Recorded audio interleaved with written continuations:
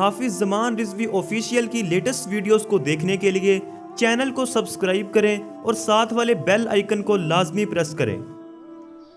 السلام علیکم ورحمۃ اللہ وبرکاتہ۔ ناظرین محترم، میں حافظ زمان رضوی آپ کی خدمت میں ایک نئی ویڈیو کے ساتھ حاضر ہوں۔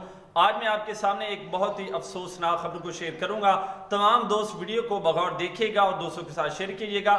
جس طرح کہ آپ تمام حضرات جانتے ہیں کہ یزیدی جو حکومت ہے وہ ہمارے آدمیوں کو، کارکنان کو، عہدیداران کو گرفتار کر رہی ہے، تو اس حوالے سے آج کی جمعۃ المبارک کی بہت ہی افسوسناک جو خبر ہے وہ تحریک لبیک کی بہت بڑی شخصیت اور ایم پی اے کے جو ٹکٹ ہولڈر تھے جناب رفاقت علی مغل صاحب، ان کو تحریک لبیک کا جو وہاں پر کوٹ عبد المالک کا دفتر تھا، وہاں پر تحریک لبیک کا، وہاں سے ان کو گرفتار کر لیا گیا ہے، اور یہ آج کی بہت افسوسناک خبر ہے۔